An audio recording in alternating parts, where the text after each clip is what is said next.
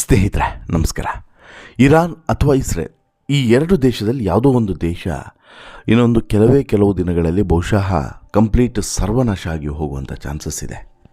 ಈಗಾಗಲೇ ಇರಾನ್ಗೆ ಅಮೆರಿಕ ವಾರ್ನಿಂಗನ್ನು ಕೊಟ್ಟರೆ ಇಸ್ರೇಲ್ಗೆ ಇರಾನ್ ವಾರ್ನಿಂಗನ್ನು ಕೊಟ್ಟಿದೆ. ಕೇವಲ ವಾರ್ನಿಂಗ್ ಅಲ್ಲ, ದಾಳಿಯನ್ನು ಕೂಡ ಶುರು ಮಾಡಿ ಆಗಿದೆ. ಒಂದು ಕಡೆ ಟ್ರಂಪು ಮಾತುಕತೆಯನ್ನು ನಡೆಸೋಕ್ಕೆ ಬನ್ನಿ ಅಂತ ಹೇಳ್ಬಿಟ್ಟು ಕರೆಯನ್ನು ಕೊಟ್ಟರೆ, ಮತ್ತೊಂದು ಕಡೆ ಟ್ರಂಪ್ ಮಾತನ್ನು ಎಡಗಾಲಿನಲ್ಲಿ ಒದ್ದು ಇರಾನ್ ಹೊರಗಡೆ ಹೋಗ್ತಾ ಇದೆ. ಪರಿಣಾಮ ಈಗ ಈ ಯುದ್ಧ ಮತ್ತೊಂದು ರೀತಿಯಾದಂಥ ಸಂಘರ್ಷಕ್ಕೆ ನಾಂದಿ ಆಗುವಂಥ ಎಲ್ಲ ಲಕ್ಷಣಗಳು ಕೂಡ ಈಗ ಸಾಕ್ಷಿಯಾಗಿ ನಿಲ್ತಿದ್ದಾವೆ. ಒಪ್ಪಂದಕ್ಕೆ ಒಪ್ಕೊಂಡ್ರೆ ಓಕೆ, ಇಲ್ಲವಾ ಕಾರ್ಗ್ ದ್ವೀಪವನ್ನೇ ಸ್ಫೋಟಿಸ್ತೀವಿ ಎನ್ನುವಂಥ ಮಾತನ್ನು ಇಲ್ಲಿ ಟ್ರಂಪ್ ವಾರ್ನಿಂಗ್ ರೂಪದಲ್ಲಿ ಕೊಟ್ಟಿದ್ದಾರೆ. ಕೇವಲ ಕಾರ್ಗ್ ಅಂತಲ್ಲ, ಹಾರ್ಮೋಸ್ ದ್ವೀಪದ ಮೇಲೆ ಇರುವಂತಹ ಷರತ್ತುಗಳನ್ನು ಕೂಡ ಸಡಿಲ ಮಾಡಬೇಕು ಮತ್ತು ಅದನ್ನು ಕೂಡ ತಮ್ಮ ವಶಕ್ಕೆ ಕೊಡಬೇಕು ಅನ್ನುವಂಥ ರೀತಿಯಲ್ಲೂ ಕೂಡ ಟ್ರಂಪ್ ವಾರ್ನಿಂಗನ್ನು ರವಾನಿಸಿದ್ದಾರೆ. ಈ ವಾರ್ನಿಂಗಿಗೆ, ಈ ಬೆದರಿಕೆಗೆ ಇರಾನ್ ಹೆದರಿಬಿಡುತ್ತಾ ಅನ್ನುವಂಥದ್ದು ಈಗಿರುವಂಥ ಪ್ರಶ್ನೆ. ಇರಾನ್ ಇಷ್ಟು ಸಮಯ ಹೆದರಲಿಲ್ಲ, ಈಗ ಹೆದರಿಬಿಡ್ಬೋದಾ? ಖಂಡಿತ ಇಲ್ಲ. ಅದೇ ಕಾರಣಕ್ಕೆ ಟ್ರಂಪ್ ಕೊಟ್ಟಂಥ ಆಫರನ್ನು ರಿಜೆಕ್ಟ್ ಮಾಡಿದೆ. ಜೊತೆಗೆ ಮುಖಕ್ಕೆ ಹೊಡೆದಂಗೆ ಉತ್ತರವನ್ನು ಕೂಡ ಕೊಟ್ಟಿದೆ.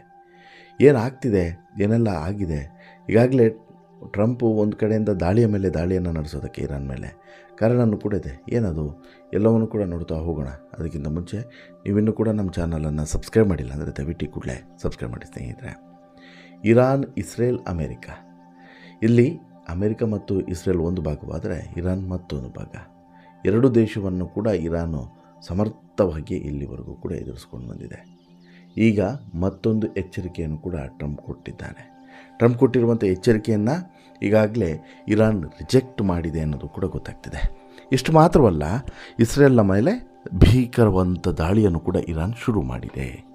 ಹೌದು, ಈಗಾಗಲೇ ಇಸ್ರೇಲ್ನ ತೈಲ ಘಟಕದ ಮೇಲೇ ಇರಾನ್ ಬಾಂಬನ್ನು ಸಿಡಿಸಿದೆ ಅನ್ನುವಂಥ ವಿಚಾರ ಗೊತ್ತಾಗ್ತಿದೆ. ಜೊತೆಗೆ ನಿಧಾನವಾಗಿ ಪರಮಾಣು ಶಕ್ತಿಯ ಬಗ್ಗೆಯೂ ಕೂಡ ಸಂಶೋಧನೆಗಳು ಕೂಡ ನಡೀತಿದ್ದಾವೆ. ಅಂದರೆ ಯಾವ ರೀತಿ ಸಂಶೋಧನೆ? ಪರಮಾಣು ಬಾಂಬ್ ಇದೆ ಆಲ್ರೆಡಿ, ಬಟ್ ಅದನ್ನು ಯಾವ ರೀತಿ ಇಂಪ್ಲಿಮೆಂಟ್ ಮಾಡೋದು ಅನ್ನೋದ್ರ ಬಗ್ಗೆಯೂ ಕೂಡ ಚರ್ಚೆಗಳು ನಡೀತಿದ್ದಾವೆ ಅನ್ನೋದು ಕೂಡ ಗೊತ್ತಾಗಿದೆ. ಅಮೆರಿಕ ಕೂಡ ಸಣ್ಣ ಪ್ರಮಾಣದ ಬಾಂಬ್ ದಾಳಿಗಳನ್ನು ಇರಾನ್ ಮೇಲೆ ಮಾಡೋದಕ್ಕೆ ಶುರು ಮಾಡಿದೆ ಅನ್ನುವಂಥ ಮಾಹಿತಿಯೂ ಕೂಡ ಇದೆ.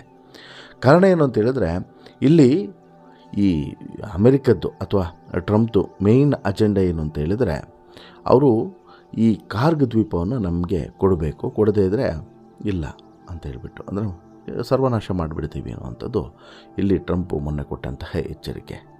ಯಾಕೆ ಅಂತ ಹೇಳಿದ್ರೆ, ಇಲ್ಲಿ ಒಂದು ಒಪ್ಪಂದವನ್ನು ಮಾಡಿಕೊಳ್ಬೇಕಾಗ್ತದೆ. ಇರಾನ್ನ ವಿದ್ಯುತ್ ಉತ್ಪಾದನಾ ಸ್ಥಾವರಗಳಿರುವಂಥದ್ದು ಮತ್ತು ಕಾರ್ಗ್ ದ್ವೀಪವನ್ನು ಸ್ಫೋಟಿಸಿ ಸಂಪೂರ್ಣವಾಗಿ ನಾಶ ಮಾಡ್ತೀವಿ, ನೀವು ನಮ್ಮ ಮಾತುಕತೆಗೆ ಬಗ್ಗದೇ ಇದ್ದರೆ ಅನ್ನುವಂಥ ವಾರ್ನಿಂಗನ್ನು ಕೊಡುವಂಥದ್ದು. ಯಾವಾಗ ಈ ಎಚ್ಚರಿಕೆಯನ್ನು ಕೊಟ್ಟರೋ, ಇರಾನ್ ಹರ್ಮಸ್ ದಳಸಂಧಿಯನ್ನು ತಕ್ಷಣಕ್ಕೆ ತೆರೆದಿದ್ದರೆ ಈ ಕ್ರಮವನ್ನು ಕೈಗೊಳ್ತೀವಿ ಅನ್ನುವಂಥ ವಾರ್ನಿಂಗನ್ನು ಕೊಟ್ಟಿರುವಂಥದ್ದು. ಯಾರು? US-ನ ಟ್ರಂಪ್ ಕೊಟ್ಟಂಥ ವಾರ್ನಿಂಗು. ಇರಾನ್ನಲ್ಲಿ ನಮ್ಮ ಮಿಲಿಟರಿ ಕಾರ್ಯಾಚರಣೆಗಳನ್ನು ಕೊನೆಗೊಳಿಸೋದಕ್ಕೋಸ್ಕರ ಯುನೈಟೆಡ್ ಸ್ಟೇಟ್ಸ್ ಆಫ್ ಅಮೆರಿಕ ಹೊಸ ಮತ್ತು ಹೆಚ್ಚು ಸಮಂಜಸವಾದಂತಹ ಆಡಳಿತದೊಂದಿಗೆ ಗಂಭೀರ ಚರ್ಚೆಯಲ್ಲಿ ಇದೆ. ಉತ್ತಮ ಪ್ರಗತಿಯನ್ನು ಸಾಗಿಸಲಾಗಿದೆ. ಆದರೆ ಯಾವುದೇ ಕಾರಣಕ್ಕಾಗಿ ಶೀಘ್ರದಲ್ಲೇ ಒಪ್ಪಂದವನ್ನು ತಲುಪದಿದ್ದರೆ ಅದು ಬಹುಶಃ ಬೇರೆ ರೀತಿಯಾಗಿ ತಿರುಗಬಹುದು ಅನ್ನುವಂಥ ವಿಚಾರವನ್ನು ಕೂಡ ಹೇಳ್ತಾರೆ. ಇನ್ನು ಹಾರ್ಮಸ್ ಜಲಸಂಧಿಯನ್ನು ವ್ಯವಹಾರಕ್ಕೆ ಮುಕ್ತಗೊಳಿಸದಿದ್ದರೆ ನಾವು ಇರಾನ್ನಲ್ಲಿ ನಮ್ಮ ಪ್ರೀತಿಯ ವಾಸ್ತವ್ಯವನ್ನು ಮತ್ತು ಅವರ ಎಲ್ಲ ವಿದ್ಯುತ್ ಉತ್ಪಾದನಾ ಸ್ಥಾವರಗಳು, ತೈಲ ಬಾವಿಗಳು ಮತ್ತು ಕಾರ್ಗ್ ದ್ವೀಪವನ್ನು, ಬಹುಶಃ ಎಲ್ಲ ಉಪ್ಪು ನೀರಿನ ನಿರೋಧಕ ಸ್ಥಾವರಗಳು ಏನಿದ್ದಾವೆ ಇವುಗಳನ್ನು ಸ್ಫೋಟಿಸಿ ಸಂಪೂರ್ಣವಾಗಿ ನಮ್ಮ ವಶಕ್ಕೆ ತೆಗೆದುಕೊಳ್ಳುವಂಥ ಕೆಲಸವನ್ನು ನಾವು ಮಾಡ್ತೀವಿ ಎನ್ನುವಂಥ ವಾರ್ನಿಂಗನ್ನು ಇಲ್ಲಿ ಟ್ರಂಪ್ ಕೊಡೋದ್ರ ಮೂಲಕ ಇರಾನ್ ನಮ್ಮ ಮಾತಿಗೆ ಬಗ್ಗಲೇಬೇಕು ಅನ್ನುವಂತಹ ಒಂದು ಸಂದೇಶವನ್ನು ರವಾನಿಸ್ತಾರೆ. ಯಾವಾಗ ಟ್ರಂಪ್ನಿಂದ ಇಂಥದ್ದೊಂದು ಗಂಭೀರವಾದಂತಹ ಸಂದೇಶ ತಲುಪ್ತದೋ ಆಗ ಅಲರ್ಟ್ ಆಗುವಂಥ ಇರಾನ್ ಖಡಕ್ಕಾದಂಥ ಉತ್ತರವನ್ನೇ ಕೊಡುತ್ತೆ. ಜೊತೆಗೆ ಸಂಧಾನವನ್ನು ಕೂಡ ಮುರಿದುಕೊಳ್ಳುತ್ತೆ. ಹೌದು, ಸಂಧಾನ ಅಥವಾ ನಾಟಕ ಇದೆರಡೂ ಕೂಡ ಒಂದೇ ಅನ್ನುವಂತಹದ್ದು ಈಗ ಇರಾನ್ ಹೇಳ್ತಿರುವಂಥ ವಿಚಾರ. ಟ್ರಂಪು ಒಂದು ರೀತಿಯಲ್ಲಿ ನಾಟಕ ಮಾಡಿಕೊಂಡು ಸಂಧಾನಕ್ಕೆ ಬರ್ತಿದ್ದಾರೆ, ಬಟ್ ಇದು ಯಾವುದಕ್ಕೂ ಕೂಡ ನಾವು ಬಗ್ಗೋರು ಅಲ್ವೇ ಅಲ್ಲ ಅನ್ನೋಂತಹ ಒಂದು ನೇರವಾದಂತಹ ಉತ್ತರವನ್ನು ಇರಾನ್ ಈಗಾಗಲೇ ಕೊಟ್ಟಾಗಿದೆ. ಇನ್ನು ಯಾವಾಗ ಟ್ರಂಪು ಒಂದು ಸ್ಟೇಟ್ಮೆಂಟ್ಗಳನ್ನು ಕೊಡ್ತಾರೋ ಇದು ಇರಾನ್ ಜೊತೆಗೆ ಯಾವುದನ್ನು ನಿಖರವಾಗಿ ಹೇಳೋದಕ್ಕೆ ಸಾಧ್ಯವಿಲ್ಲ ಅನ್ನೋದು ಕೂಡ ಸ್ಪಷ್ಟ. ಇನ್ನು ನಾವು ಸಂಧಾನವನ್ನು ಮಾಡ್ತೀವಿ, ಅಗತ್ಯ ಬಿದ್ದರೆ ಅವರ ಮೇಲೆ ಬಾಂಬ್ ಕೂಡ ಉಡಾಯಿಸ್ತೀವಿ ಅಂತ ಹೇಳ್ಬಿಟ್ಟು ಟ್ರಂಪ್ ಎಚ್ಚರಿಕೆಯನ್ನು ಕೊಟ್ಟಿರುವಂಥದ್ದು. ಇದು ಯಾವ ರೀತಿ ಲಾಜಿಕ್ ಅನ್ನೋದು ಈಗಿರುವಂಥ ಪ್ರಶ್ನೆ. ಪ್ರಮುಖವಾಗಿ ತೈಲ ದ್ವೀಪದ ಮೇಲೆ ಟ್ರಂಪ್ ಕಣ್ಣು ಬಿದ್ದಿದೆ ಅನ್ನೋದರಲ್ಲಿ ಡೌಟ್ ಇಲ್ಲ. ಹಾರ್ಮಜ್ ಜಲಸಂಧಿ ಆಗಿರ್ಬೋದು, ಕಾರ್ಗ್ ದ್ವೀಪ ಆಗಿರ್ಬೋದು, ಇದರ ಸುತ್ತಮುತ್ತ ಇರುವಂತಹ ಜಾಗಗಳನ್ನು ವಶಪಡಿಸ್ಕೊಳ್ಬೇಕು ಅನ್ನೋದು ಅಮೇರಿಕದ ಪ್ಲಾನು. ಇದು ಸಿಕ್ತು ಅಂತ ಹೇಳಿದ್ರೆ ಒಳ್ಳೆ ಖನಿಜ ಸಂಪತ್ತು ಅಮೇರಿಕಕ್ಕೆ. ಹಾಗಾಗಿ ಇದು ಈ ರೀತಿಯಾಗಿ ಆಲೋಚನೆಯನ್ನು ಮಾಡ್ತಿದೆ ಅನ್ನೋದು ಗೊತ್ತಾಗ್ತಿದೆ.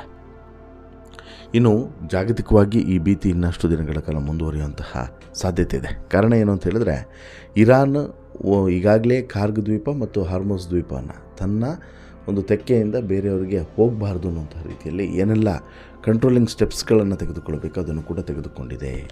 ಕಾರ್ಗ್ ದ್ವೀಪವನ್ನು ಮುಟ್ಟೋಕ್ಕೆ ಬಂದರೆ ಅಮೇರಿಕಾಗೆ ಮುಟ್ಟಿಕೊಳ್ಳಕ್ಕಾಗದೇ ಇರುವಂತಹ ಒಂದು ಏಟನ್ನು ಕೂಡ ಕೊಡೋದಕ್ಕೆ ಇರಾನ್ ಸಿದ್ಧತೆಯನ್ನು ಮಾಡಿಕೊಂಡಿದೆ. ಅದಕ್ಕೆ ಬೇಕಾದಂಥ ಎಲ್ಲ ತಯಾರಿಗಳು ಕೂಡ ಆಗಿದೆ ಅನ್ನೋದು ಕೂಡ ಗೊತ್ತಾಗ್ತಿದೆ. ಯಾಕಂತ ಹೇಳಿದ್ರೆ ಇರಾನ್ ಈಗಾಗಲೇ ಸ್ಪಷ್ಟವಾಗಿ ಎಲ್ಲವನ್ನು ಕೂಡ ಅರ್ಥ ಮಾಡ್ಕೊಂಡಿದೆ. ಯುದ್ಧದಲ್ಲಿ ಟ್ರಂಪ್ಗೆ ಯಾವ ರೀತಿ ಬಡಿಬೇಕು, ಯಾವ ರೀತಿ ಬಡಿದ್ರೆ ಟ್ರಂಪು ಅಲರ್ಟ್ ಆಗ್ತಾನೆ, ಆ ನಂತರ ಯಾವ ರೀತಿ ಟ್ರಂಪ್ಗೆ ಗುದ್ದಬೇಕು ಎಲ್ಲದೂ ಕೂಡ ಈಗಾಗಲೇ ಇರಾನು ಒಂದು ರೀತಿಯಲ್ಲಿ ಸಿದ್ಧವಾಗಿ ಕೂತಿದೆ. ಇನ್ನು ಡೊನಾಲ್ಡ್ ಟ್ರಂಪು ಈಗ ಈ ಬಗ್ಗೆನೇ ಮಾತನಾಡಿದ್ದಾರೆ. ನನ್ನ ನೆಚ್ಚಿನ ನಾಯಕನನ್ನು ಅಧಿಕಾರಕ್ಕಿರಿಸೋದನ್ನು ಮರೆತುಬಿಡಿ. ಈಗ ನಾಯಕತ್ವದೊಂದಿಗೆ ಮಾತುಕತೆ ನಡೆಸೋದಕ್ಕೆ ಮತ್ತು ಅವರ ಬೇಡಿಕೆಯನ್ನು ಈಡೇರಿಸೋದಕ್ಕೆ ಕೂಡ ತಯಾರಿಲ್ಲ ಅನ್ನುವಂಥ ವಿಚಾರಗಳು ಕೂಡ ಗೊತ್ತಾಗಿದೆ.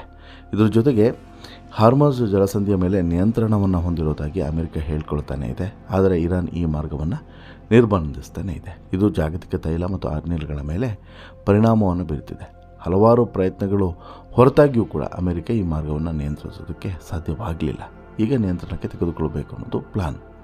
ಈ ಮಧ್ಯೆ ಟ್ರಂಪು ಇರಾನ್ನ ತೈಲ ಘಟಕಗಳನ್ನು ಸ್ವಾಧೀನಪಡಿಸಿಕೊಳ್ಳುವಂಥ ಉದ್ದೇಶವನ್ನು ಘೋಷಣೆ ಮಾಡಿದ್ದಾರೆ. ಅದೇ ರೀತಿ ಜನವರಿಯಲ್ಲಿ ಅಧ್ಯಕ್ಷ ನಿಕೋಲಸ್ ಮಡೋರೋ ಅವರನ್ನು ಪದಚ್ಯುತಗೊಳಿಸಿದ ನಂತರ ಅಮೆರಿಕ ವೆನೆಜುವೆಲಾದ ತೈಲದ ಮೇಲಿನ ನಿಯಂತ್ರಣವನ್ನು ವಶಕ್ಕೆ ತೆಗೆದುಕೊಂಡಿದೆ. ಈಗ ಇರಾನು ಇದೇ ಕಾರಣಕ್ಕೆ ಕಾರ್ಗ್ ದ್ವೀಪವನ್ನು ಕಂಪ್ಲೀಟಾಗಿ ತನ್ನ ಕಂಟ್ರೋಲಲ್ಲಿ ಇಟ್ಕೊಂಡಿದೆ. ಯಾವುದೇ ಕಾರಣಕ್ಕೂ ಕೂಡ ಕಾರ್ಗನ್ನು ವಶಪಡಿಸ್ಕೊಂಡು ಕೂಡ ಹಾರ್ಮುಜನ್ನು ವಶಪಡಿಸ್ಕೊಳ್ಳೋಕ್ಕೆ ಸಾಧ್ಯವಾಗದೇ ಇರೋ ರೀತಿಯಲ್ಲೂ ಕೂಡ ಪ್ಲಾನನ್ನು ಮಾಡಲಾಗಿದೆ. ಕಾರ್ಗ್ ದ್ವೀಪ ಅಮೆರಿಕದ ನಿಯಂತ್ರಣಕ್ಕೆ ಬಂದರೂ ಕೂಡ ಅಲ್ಲಿಂದ ಹೊರಡುವಂಥ ತೈಲ ಟ್ಯಾಂಕರ್ಗಳು ಇರಾನಿನ ದಾಳಿಯ ಅಪಾಯದಲ್ಲೇ ಇರ್ತವೆ ಅನ್ನೋದನ್ನು ಅರ್ಥಕೊಳ್ಳಬೇಕು.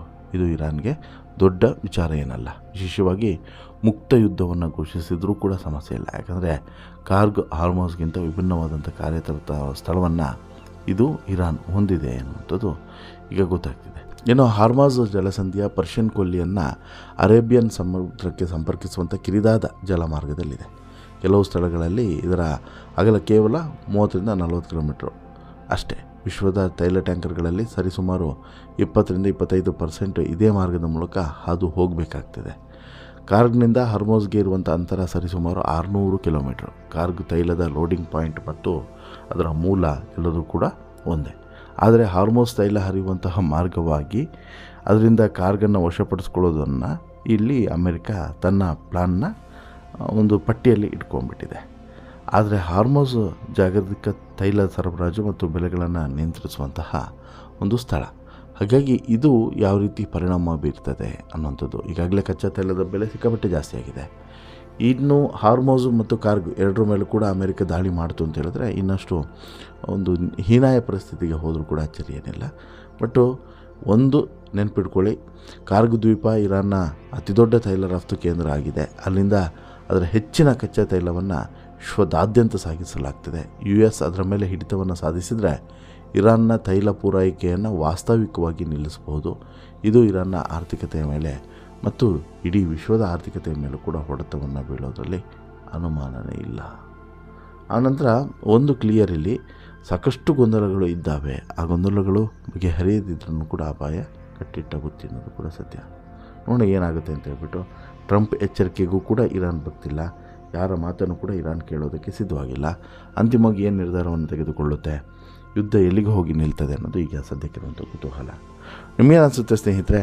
ಟ್ರಂಪ್ ವಾರ್ನಿಂಗು, ಅದಕ್ಕೆ ತೊಡೆ ತಟ್ಟಿರುವಂಥ ಇರಾನ್, ಇವರ ಉದ್ದೇಶ, ಇವರ ಈ ಯುದ್ಧದ ಪರಿಣಾಮ ಏನಾಗಬಹುದು ಅಂತೇಳಿ ನಿಮಗೆ ಅನಿಸ್ತದೆ? ದಯವಿಟ್ಟು ಕಮೆಂಟ್ ಮಾಡಿ ತಿಳಿಸಿ. ಇವತ್ತಿಗೆ ಈ ಸ್ಟೋರಿ ಇಷ್ಟ ಆಯಿತು ಅಂತ ಹೇಳಿದ್ರೆ ಲೈಕ್ ಮಾಡಿ, ಶೇರ್ ಮಾಡಿ, ಚಾನಲ್ಗೆ ಸಬ್ಸ್ಕ್ರೈಬ್ ಆಗೋದನ್ನು ಮರಿಬೇಡಿ. ಧನ್ಯವಾದ.